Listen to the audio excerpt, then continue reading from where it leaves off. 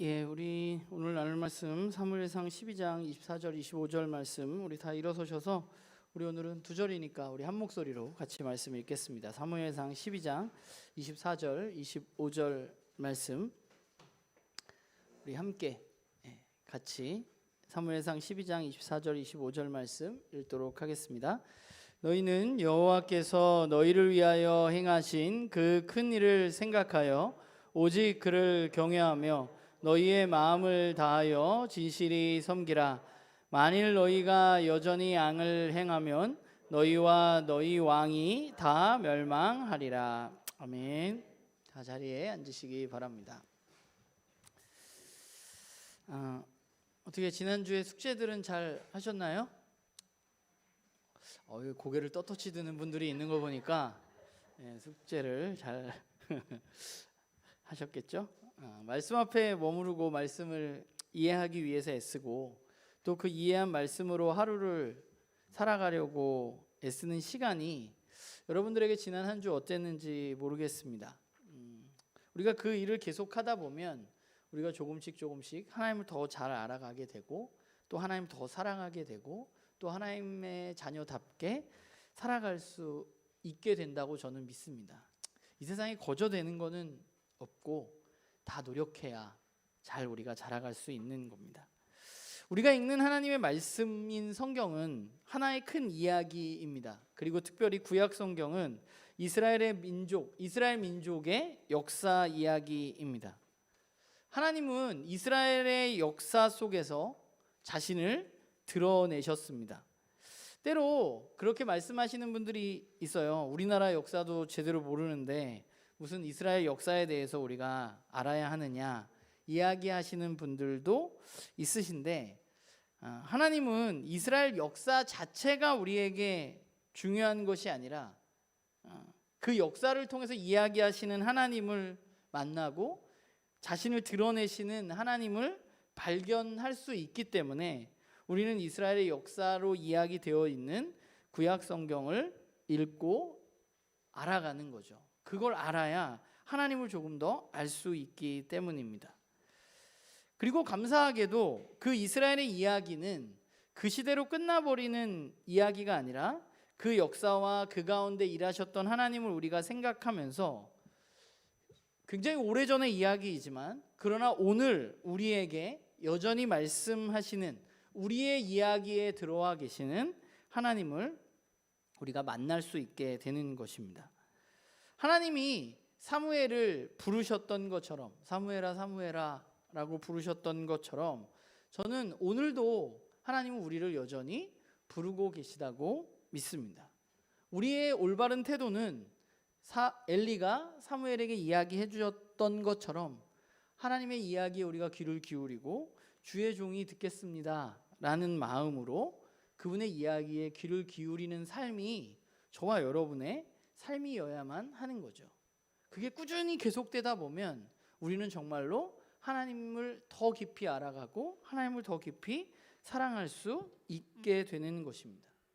우리는 지난주에 사무엘이 이제 점점 자라서 이스라엘의 선지자로 세워지고 하나님의 말씀을 이스라엘 백성에게 전달해 주는 사람으로 세워졌음을 살펴보았습니다. 그런데 이 사무엘이 그렇게 자라가서 하나님의 말씀이 없던 시대에 다시 하나님의 말씀이 시작되었는데 그런데 4장에 보면 3장에 그런 얘기가 있거든요. 근데 사무엘상을 읽다 보면 4장에 보면 블레셋과의 전쟁의 이야기가 나옵니다. 이 블레셋이라는 민족은 그 바닷가에 붙어있는 해양 민족의 후예인데 굉장히 바닷가에 붙어있는 조그만 도시국가였어요. 그러니까 조그마다 보니까 바다 쪽에 있다 보니까 블레셋이 뭘 했냐 하면 점점 육지로 땅을 넓혀가고 싶은 마음이 있었고 거기에 누가 있었냐 하면 이스라엘이 있었던 거죠. 그래서 블레셋은 끊임없이 이스라엘 산간지역을 공격하면서 자신의 영토를 확장하려고 했습니다. 그리고 또 하나는 이 블레셋이 당시에 철을 재련하는 기술을 그 어느 누구보다 거의 독점적으로 가지고 있었기 때문에 그럼 뭐가 있었겠어요?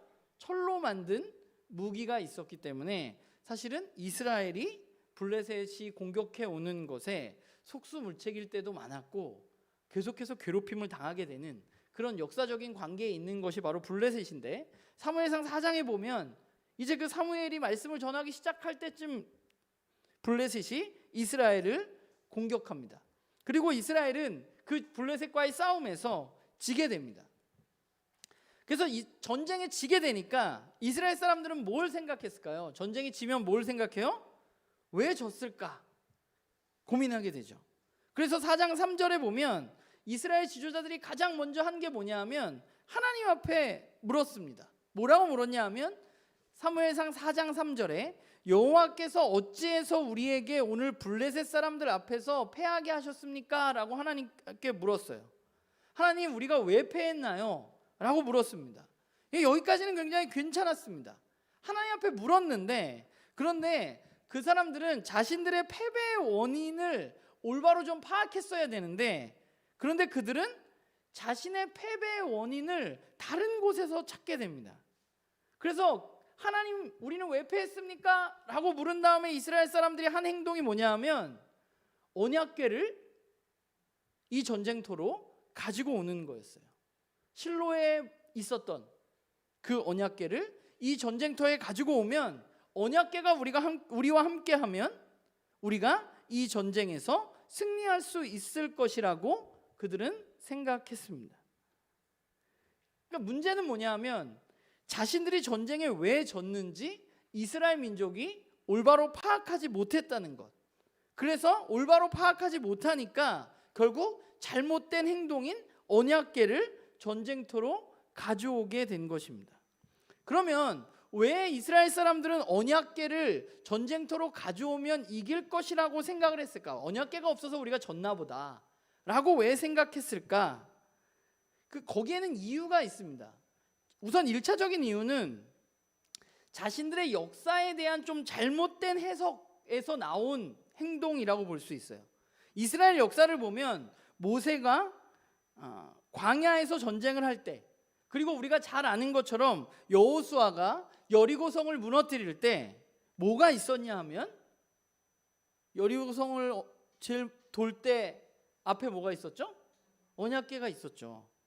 언약궤를 앞세워서 여리고성을 돌고 승리했던 경험이 이스라엘에게는 있습니다. 모세가 언약궤와 함께 하면서 전쟁에서 승리했던 경험들이 있다는 것을 이스라엘 사람들은 알고 있었어요. 그래서 그들은 그 역사를 기억하면서 언약궤를 가져온 거죠. 진짜 문제는 뭐냐면 사건의 본질이 있었는데 그 본질을 보지 못하고 단편적인 일어난 사건으로만 바라본 것이죠. 모세나 여호수아의 경우가 언약궤가 있어서 승리한 것이 아님에도 불구하고 이스라엘 사람들은 언약궤가 있어서 승리했다고 생각하게 된 것입니다.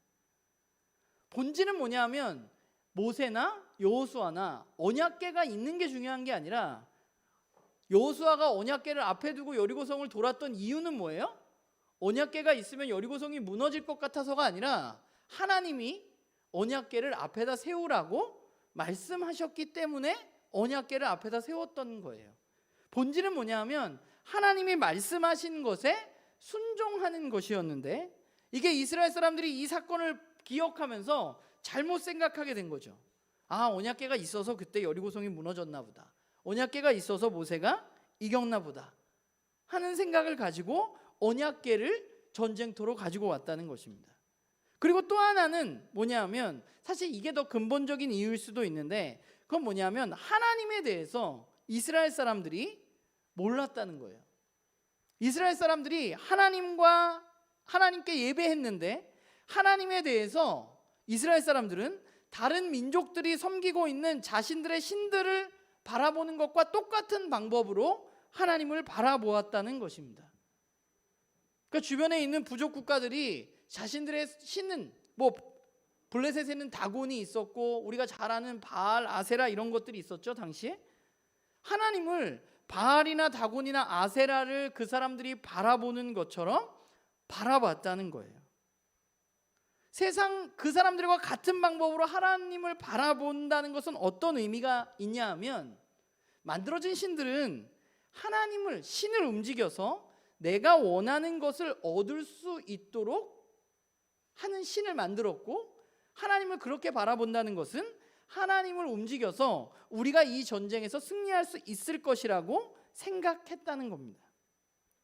당시의 사람들이 생각이 그래요. 신을 감동시켜서, 또는 뭐 이런 말이 적절한지 모르지만 신을 약간 우쭈쭈 해주면 신들이 자신들이 원하는 것을 이루어 준다고 생각했습니다.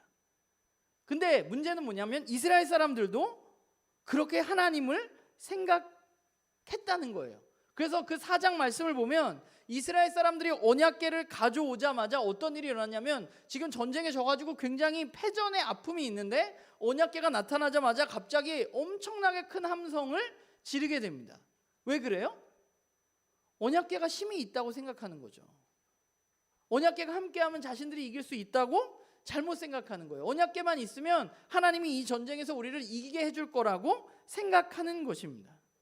블레셋도 마찬가지예요. 언약궤가 도착했다는 소식을 들으니까 블레셋에서는 어떤 일이 일어나냐면, 이제 우리가 큰일 났다, 이 전쟁에서 질 수도 있겠다, 쟤네들이 언약궤를 가져왔댄다 라고 걱정을 합니다. 그러면서 블레셋 장군이 이야기하죠. 비록 저들이 저렇게 기세가 올랐지만 우리가 대장부처럼 싸우면 이길 수 있을 거다 라고 격려하게 되는 거죠.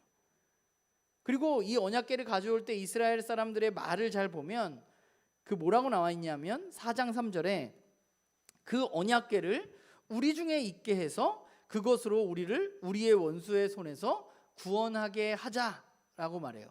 근데 여기서 구원하게 하자라는 말은 뭘 시키는 겁니다. 그러니까 지금 언약궤를 어떻게 생각하냐면, 언약궤를 가져와서 하나님한테 우리가 이 전쟁에서 졌으니까 이길 수 있도록 시키자, 이런 의미를 가지고 있는 거예요. 그러니까 이스라엘은 하나님을 바라보면서 좀 달랐어야 하는데 그렇지 못한 것이죠. 그들은 그냥 언약궤를 어떤 미신적인 의미로 생각했고, 언약궤를 맨 앞에 갖다 놓으면 하나님이 자동적으로 자신들을 승리하게 해주실 것이라고 생각했던 것입니다. 이거는 하나님에 대해서 알지 못하는 것이고 하나님에 대해서 완전하게 오해한 행동이었습니다. 그래서 결국 어떻게 돼요? 언약궤를 빼앗기고 전쟁에서 또 지고, 엘리의 두 아들들은 그 전쟁에서 죽고, 엘리도 언약궤를 빼앗겼다는 소리를 듣고 거기서 죽게 되는 그런 결과를 낳았던 거죠. 원래 그들의 진짜 문제는 뭐였나요? 언약궤가 있고 없고가 중요한 게 아니라 그들은 왜 전쟁에 패했는가? 그들이 전쟁에서 패한 원인은 언약궤가 없어서도 아니고 하나님이 블레셋의 다곤신보다 약해서도 아니고, 이유는 하나입니다. 그들이 하나님과 온전한 관계를 맺지 않고 하나님의 말씀대로 살지 않았기 때문입니다. 하나님을 버리고 우상을 섬겼기 때문에 그들이 진 겁니다. 그들이 전쟁에 패했을 때 하나님 앞에 질문할 때, 하나님 왜 우리를 지게 했습니까? 우리가 왜 졌습니까? 라고 질문할 때 그들이 깨달아야 했던 것은, 우리가 하나님과 온전한 관계를 맺지 않았구나, 하나님의 말씀대로 우리가 살지 않았구나라고 하면서 회개하고 돌이켰어야 되는데, 그들은 하나님을 완전히 잘못 알고 있었기 때문에, 오해하고 있었기 때문에 언약궤를 가져오는 잘못된 행동, 어리석은 행동을 했던 거죠. 근데 여기서 끝이 아니에요. 뒤로 또 가면 그렇게 잘 버텨나가다가 사무엘의 말을 잘 듣고 막 회복 운동도 일어나고 회개도 하고 미스바에 모여서 기도회도 하고 이렇게 버티다가 한 가지 또 문제가 찾아옵니다. 사람들이, 사무엘이 늙었어요. 사무엘이 이제 늙었는데 그 이스라엘의 장로들이 사무엘을 찾아옵니다. 그리고 사무엘에게 뭐라고 이야기하냐면, 당신이 늙었으니까, 그리고 당신의 아들들이 당신처럼 우리를 잘 못 다스리니까 우리들한테 뭘 세워달라 그래요? 왕을 세워달라고 합니다. 표면적인 이유는 뭐예요? 사무엘이 늙었고 사무엘의 아들들이 제대로 사무엘처럼 행동하지 못했기 때문에, 사무엘의 아들들이 자신의 이익을 따라서 행동했기 때문에 이스라엘 장로들이 찾아온 거예요. 당신의 아들들은 당신처럼 못 다스릴 것 같으니까, 그러니까 우리에게 왕을 세워주십시오 라고 말했습니다. 그런데 여기서 우리가 생각해 볼 것은, 문제는 뭐예요? 사무엘은 늙었고, 또 하나 뭐예요? 사무엘의 아들들이 올바로 행동하지 않아요. 그러면 뭘 해야 될까요? 이스라엘 민족들이 잘 생각해 보면 이스라엘 민족들에게 왕이 필요한 것이 아닙니다. 그들에게 필요한 것은 사무엘의 아들들이 돌이키거나 또는 하나님의 말씀을 그들이 듣고 하나님 앞에 온전히 예배할 수 있도록 사무엘에게 도와달라고 말했어야 돼요. 원래는 당신의 아들을 회개시키십시오라던가 우리가 하나님의 뜻이 무엇인지 알고 싶습니다 라고 말했어야 했는데, 그런데 이스라엘 민족들은 뭘 했냐 하면 왕을 달라고 말했습니다. 왜냐하면 또 그 사람들은 뭘 생각했어요? 우리가 지금 이렇게 된 이유가 왕이 없어서라고 생각했던 거예요. 블레셋이 자꾸 쳐들어오는데 우리가 자꾸 이렇게 휘둘리는 게 우리에게 왕이 없기 때문에 라고 생각했던 것입니다. 근데 여기서 왕을 달라고 했을 때 그 왕은 어떤 왕이냐면 가나안 지역 국가들, 그러니까 가나안에 있었던 다른 나라들이 가지고 있었던 그 왕을 지칭하는 말, 그게 이제 멜렉이라는 말인데 그 멜렉을 달라고 사무엘에게 요구한 것입니다.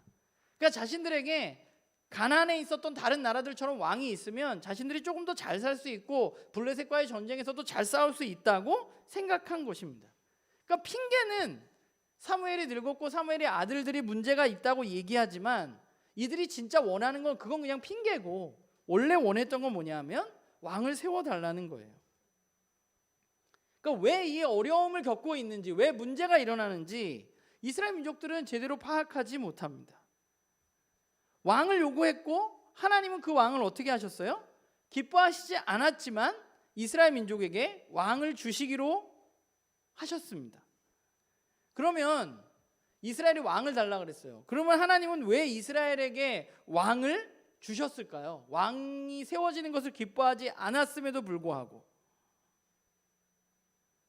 하나님이 이스라엘 민족 가운데 왕을 주신 이유는 왕이 다스리는, 우리가 흔히 사회 시간에 이야기하는 왕정 제도가 가지고 있는 문제가 굉장히 많기는 하지만 진짜 중요한 건 뭐예요? 하나님과 이스라엘의 관계에서 제도가 중요한 게 아니라는 것을 하나님은 이야기하고 싶으셨던 거예요. 문제는 왕이 있고 없고의 문제가 아닙니다.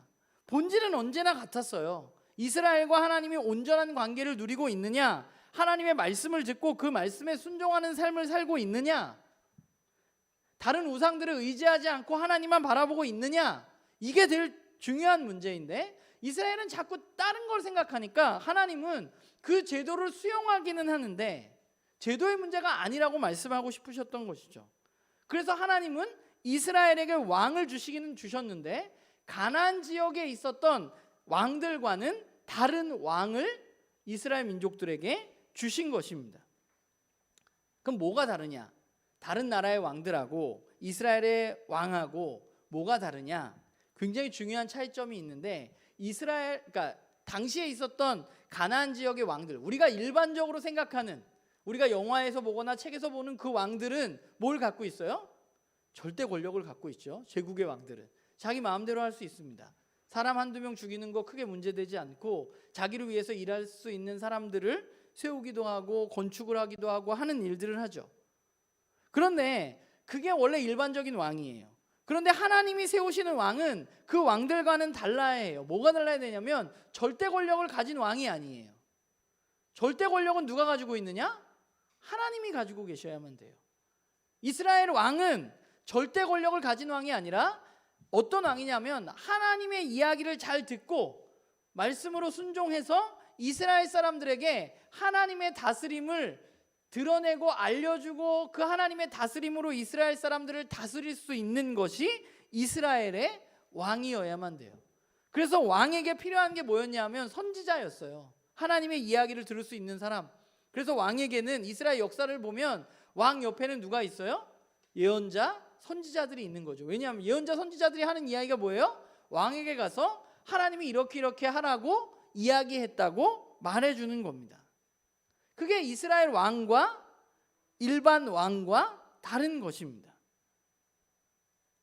그래서 첫 번째 왕 사울에게는 누가 있었던 거예요? 선지자?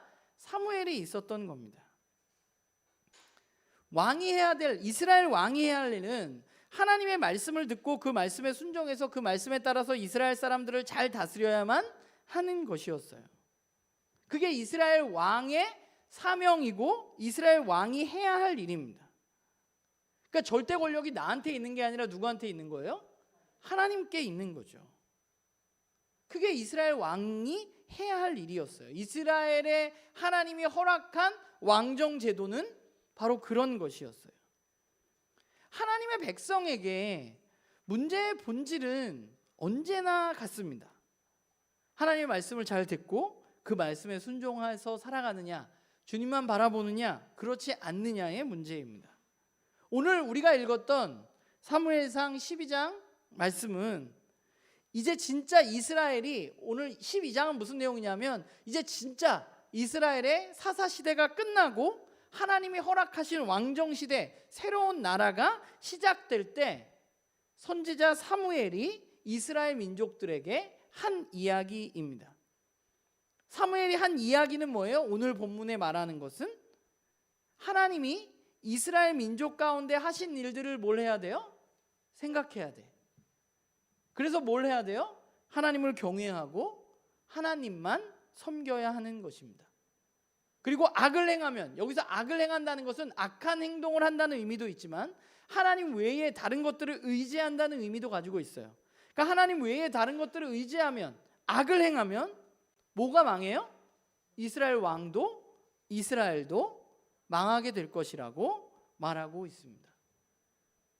성경이 굉장히 두꺼운 책이지만 성경은 우리에게 아주 짧게 이야기하라면 하나님의 말씀을 잘 듣고 하나님의 말씀대로 우리가 잘 살라고 계속해서 처음부터 끝까지 우리에게 말합니다. 이 사무엘의 이야기, 오늘 이스라엘 민족들에게 너희에게 하신 일을 기억하고 하나님을 경외하고 하나님만 섬겨, 그게 너희들이 해야 할 일이야 라는 이 이야기는 이스라엘에게만 하는 이야기가 아니라 하나님의 백성인 저와 여러분, 우리 모두에게 하는 이야기입니다. 우리가 그리스도인으로 이 땅 가운데 살아간다면 우리가 해야 할 일은 뭐예요? 하나님이 우리를 위해서 하신 일을 기억하고 생각하고 하나님의 말씀을 따라서 살아가는 것입니다. 하나님만 섬기는 것입니다. 하나님의 다스림을 받는 것입니다. 하나님이 우리를 위해서 행동하신 게 뭐예요? 예수 그리스도를 보내주시고 나를 위해서 나의 죄의 문제를 해결해 주셨습니다. 그게 하나님이 우리를 위해서 하신 행동이에요. 저와 여러분은 홍해를 가르는 걸 보지를 못했잖아요. 하나님이 우리를 위해서 소양강을 갈라주진 않잖아. 그런데 하나님이 우리를 위해서 하신 행동이 있다고. 자기 자신이 이 땅에 오셔서 저와 여러분이 도저히 해결할 수 없는 죄의 문제를 해결하셨다는 거예요. 우리가 기억해야 될 것, 우리가 생각해야 될 것은 바로 그것이에요. 그걸 생각하고 우리는 하나님의 말씀에 따라서 살아가야만 합니다. 그러기 위해서 우리가 해야 할 건 뭐냐 하면 우리가 어떤 하나님을 믿고 있느냐 하는 거예요. 오늘 이스라엘 이야기를 제가 앞에서 굉장히 많이 했는데 혹시 우리도 이스라엘이 언약궤를 가지고 와서 그 언약궤를 통해서 자기 자신들을 구원하라고 외쳤던 것처럼 저와 여러분이 만약에 하나님을 예배하고 하나님께 기도하고 하나님의 말씀을 읽지만 그것을 근거로 해서 하나님, 내가 예배 드렸으니까, 내가 말씀을 읽었으니까, 내게 기도를 했으니까 이제 내가 원하는 것을 당신이 한번 이루어 보십시오 라고 이야기해서는 안 된다는 거예요.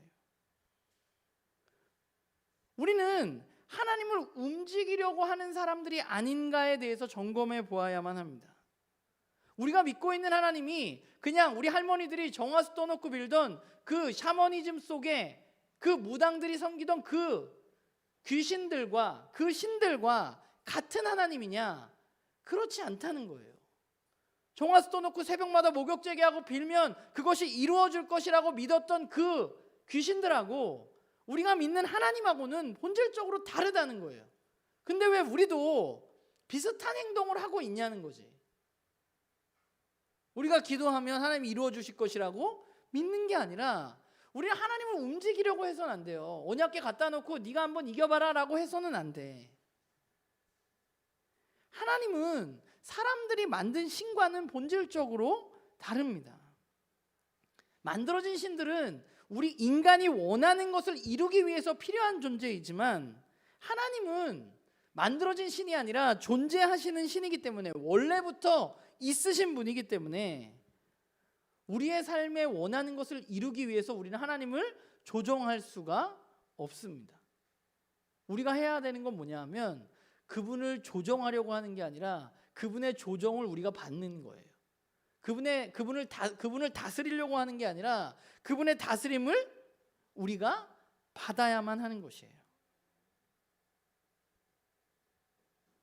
그게 우리가 하나님을 대하는 태도여야만 하는 것이죠. 하나님이 나만 사랑하고 내가 하는 일만 잘 되게 되는 그런 신이 아니라는 사실을 우리는 깨달아야만 하는 것이죠. 하나님은 어떤 분이냐면 우리를 다스리기를 원하시는 분이세요. 사람들은 만들어진 신들을 통해서 내가 원하는 것을 이루면 행복할 것처럼 느낍니다. 정화스토 놓고 빌어가지고 내가 열심히 뭘 해가지고 그걸 이루면 내가 굉장히 행복할 것 같아요. 그럼 더 좋은 세상이 될 것 같아요. 그런데 사실은 그렇지 않다는 거예요. 우리도 하나님은 우리가 무당처럼 생각해서 뭐 지니처럼 생각해서 내가 원하는 것을 하나님이 따박따박 다 이루어 주시면 내가 되게 행복할 것처럼 생각해요. 그러나 그렇지 않다는 거예요. 오히려 우리가 진짜 행복한 것은 우리가 진짜 하나님의 다스림을 받을 때 저와 여러분은 진짜 나다울 수 있는 그런 삶을 살아갈 수 있고 더 나은 세상도 만들어갈 수 있는 거예요. 우리에게 필요한 게 뭐냐 하면 그걸 믿는 거예요. 우리에게 필요한 건 믿음입니다. 뭘 믿느냐? 내가 원하는 것이 이루어질 것이라는 것을 믿는 믿음이 아니라 하나님의 다스림을 완전하게 받으면 하나님의 말씀에 따라서 내가 살아가면 진짜 나답고 행복할 것이라는 사실을 우리는 믿어야 하는 것입니다. 우리가 사람들이 신을 만들고 그 신을 통해서 자신들이 원하는 것을 이루려고 하는 이유가 뭔지 아세요? 사람들은 그걸 믿기 때문이에요. 내가 원하는 것을 이루면 행복할 거라는 사실. 그거 누가 가르쳐줬죠? 우리가 세상 살아가면서 배운 게 그거잖아요. 내가 원하는 것을 이루면 행복할 거라는 것. 세상이 우리가 지금까지 살아오면서 우리에게 가르쳐준 거예요. 그래서 우리는 그걸 어떻게 받아들여요? 믿어.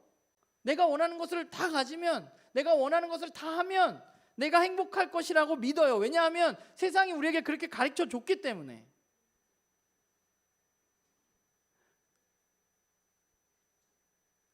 그게 우리의 눈에 보이고 우리의 귀에 들리니까 우리가 그렇게 믿는 거예요. 우리가 하나님의 말씀에 순종해야 된다, 여기 모르는 사람이 어디 있어요? 교회 다니기 시작하면 하나님의 말씀을 읽고 하나님의 말씀에 순종해야지 라는 거 우리가 다 아는데 왜 안 되느냐? 왜 우리는 세상 가르침에 순종하느냐? 우리가 세상 속에서 그 이야기를 계속 듣고 그것을 믿기 때문이에요. 내가 그걸 진짜 신뢰하기 때문에.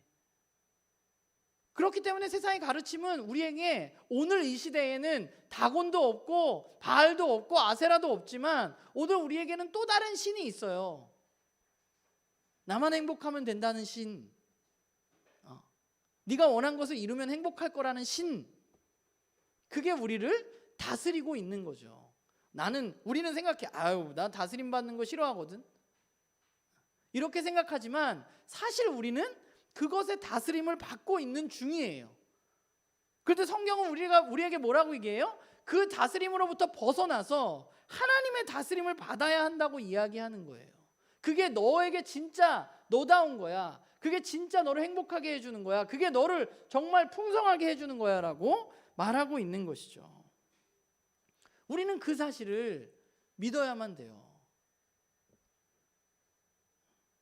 그럼 우리가 그렇게 그리스도인으로 살아가기 위해서, 우리가 그것을 믿기 위해서, 우리가 생명을 정말 살려내기 위해서 우리에게 필요한 것은 무엇일까? 우리에게 1차적으로 그래서 필요한 게 뭐냐면 하나님에 대해서 올바로 아는 거예요. 하나님을 세상 신들과 똑같이 취급해서는 안 되는 거. 하나님 그냥 하나님이세요. 그분을 올바로 알아야 돼요. 우리가 하나님 오해하는 이유는 뭐냐면 이스라엘이 오해했던 이유와 똑같아요. 본질을 보지 못하고 눈에 보이는 것만 보니까. 예를 들어서 이런 거예요. 어떤 사람이 문제가 있어요. 근데 교회에 나왔어. 그 열심히 기도를 했어. 제 예를 들게요. 저희 엄마가 아이를 못 낳았어요. 그래서 무당이 네가 애를 낳으면 내가 손에 장을 짓는다 얘기했어요. 저희 엄마가 낙담하셨겠죠. 교회에 나왔어. 예수님 믿으면 된다 그래서 교회에 나왔어. 예수님 믿었어요. 근데 내가 나왔어. 그럼 우린 이걸 보면서 아기를 못 갖는 사람이 교회에 나오면 예수님 믿으면 다 아기가 생기나요? 그러니까 우린 자꾸 이렇게 생각한다고.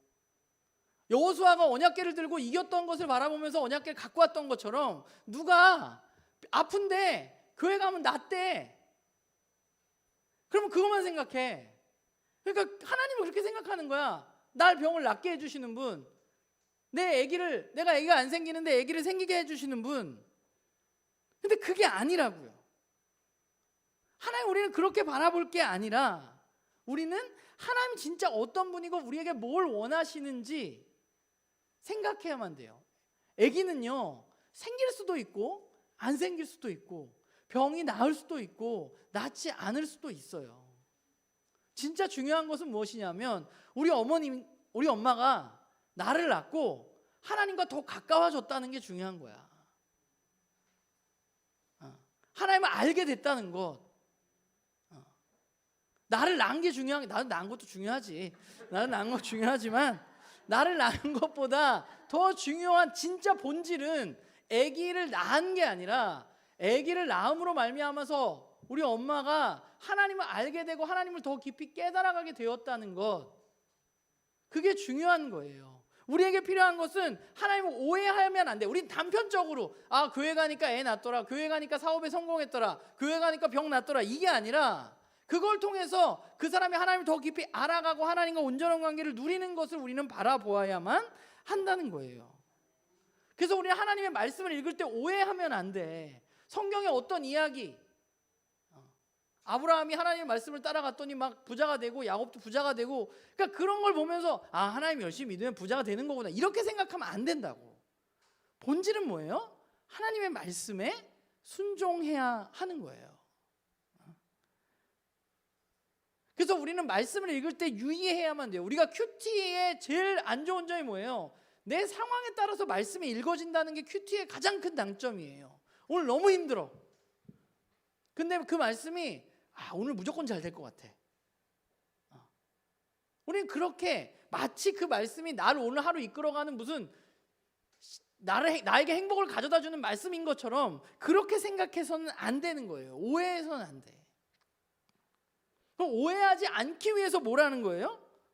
제가 영상도 만들고 질문도 하고 그 틀에서 전체 하나님이 이야기하시는 이야기에서 벗어나지 않기 위해서 우리는 노력해야만 돼요. 그게 우리가 해야 할 일이에요. 말씀을 읽을 때. 그러니까 여러분들이 제가 말씀을 읽어라, 큐티를 해라 말씀을 드리는데 그 큐티가 내가 원하는 것을 이루는 방향으로 나가지 않도록 우리는 늘 애를 써야 돼요. 왜 그렇게 되기 쉽냐 하면 우리는 그렇게 지금까지 말씀을 읽어왔고 또 그게 맞는 것처럼 보이기 때문에. 그러나 그게 아니라 하나님의 말씀을 보면서 우리는 나를 돌아보고 내가 하나님을 섬기지 못하고 다스림을 받지 못한 부분이 무엇이 있는지 돌아보아야만 하는 거예요. 그리고 또 하나 중요한 건 뭐냐면 제가 지난주에 적용해보라고 말씀을 드렸는데 매일매일 우리의 일상 가운데 우리는 하나님의 다스림을 경험해보는 것이 중요해요. 맛집도 먹어봐야 되는 거잖아요. 하나님을 경험해봐야 하나님의 다스림을 받는 게 진짜 나를 행복하게 해주는구나. 내가 원하는 게 생기지 않아도 하나님이 함께 하니까 내가 너무 좋구나. 예전에는 뭘 못 가져서 내가 우울했는데 하나님과 함께 하니까 못 가져도 내가 우울하지가 않구나.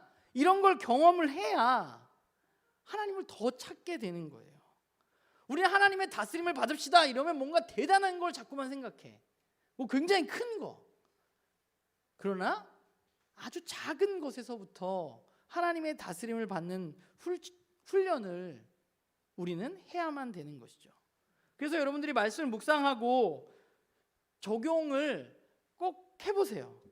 그리고 그 적용을 제가 좀 요즘에 생각하는 건데, 여러분 뭐 큐티 책에도 좋고 아니면 여러분들 노트를 하나 만들어서도 좋고 한번 적어봤으면 좋겠어. 그리고 그것을 내가 잘 했는지 체킹을 밤에 잘 때 한번 해보세요. 오늘 잘 했나? 그러면서 우리는 하나님의 다스림을 받는 것이 나에게 얼마나 즐겁고 행복한 일인가, 그 작은 경험들이 쌓이고 쌓여야 우리는 정말 큰 일에서 하나님 앞에 다스림을 받을 수 있는 것이죠. 맛을 봐야 돼요. 큐티도 말씀 읽는 것도 마찬가지야. 말씀이 너무 재미가 없다가 말씀 읽는 거 너무 재미없죠. 서건사님이 고개를 끄덕이셨어. 너무 크게. 여러분들도 다 그렇게 고개를 끄덕이고 싶었다는 걸 제가 너무 잘 알고 있어요. 말씀 읽는 거 너무 재미없죠. 근데 어느 날 그 말씀을 계속 읽다 보면 갑자기 재밌어지는 때가 올 거예요. 그때까지 해야 돼요. 그렇죠? 재밌어질 때 그때가 와요. 그때까지 해야 돼. 그리고 그때가 안 오더라도 해야 돼요. 제가 오늘 교회 오면서 우리 딸들하고 그런 얘기를 했거든요. 공부가 재밌어서 하는 사람이 어딨냐? 학생이니까 하는 거지. 우리 그리스도이니까 말씀을 읽는 거예요. 그게 우리에게 매일매일 되게 재밌고 매일매일 되게 달지 않아. 저도 매일매일 되게 좋지 않아요. 매일매일 저도 매일매일 너무 즐거워서 하지 않아. 영상을 찍어야 되니까 어쩔 수 없이 여러분들과 함께 하면서 하는 거예요. 그러니까 그런 훈련을 우리가 좀 해나갔으면 좋겠어요. 우리가 살아가다 보면 우리는 자꾸만 본질을 놓치고 비본질만 붙잡고 살아가는 것을 느끼게 돼요. 우리 그리스도인들도. 그래서 그리스도인의 삶도 그리고 교회도 비슷하게 흘러가는 것 같아요. 교회를 다니다 보면 뭐 프로그램 별로네, 뭐 시스템 별로네, 이런 거 생각해 보면 다 비본질적인 거예요. 우리가 진짜 집중해야 할 것은 하나님의 다스림을 우리가 받는 거예요. 오늘 사무엘의 말처럼 하나님이 하신 일을 기억하고 오직 그분만 섬기고 경외하는 것, 그것이 우리의 본질이에요. 그렇기 때문에 우리가 하는 모든 일들이 그것에 집중하고 있느냐 우리는 살펴보아야 돼요. 우리가 말씀을 읽는 게 우리가 하나님의 다스림을 받고 하나님만 섬기는 것에 집중하고 있는가, 아니면 내가 큐티를 하는 것이 자기 만족을 위해서 하고 있는가 생각해 보아야만 돼요. 우리가 공동체로 모이는 것이 그냥 우리들이 즐겁게 위해서 우리가 이걸 하고 있는가, 아니면 우리가 정말 하나님의 다스림을 받으려고 우리가 이 일들을 해나가고 있는가, 우리는 살펴보아야만 하는 것이죠. 바라기는 저도 그렇고 여러분들도 그렇고 우리가 해야 할 본질을 여러분들 잊지 맙시다. 우리가 해야 할 것은 하나님이 하신 일을 기억하고 그분을 경외하고 그분을 섬기고 그분의 다스림을 받는 것입니다. 그것이 우리가 해야 할 일임을 기억하고 매일매일의 삶에 그 다스림을 받기 위해서 거저대는 거 아니고요, 애써야 되는 거예요. 다스림을 받기 위해서 애쓰는 그런 우리 모두가 되기를 주님의 이름으로 부탁을 드립니다. 기도하겠습니다.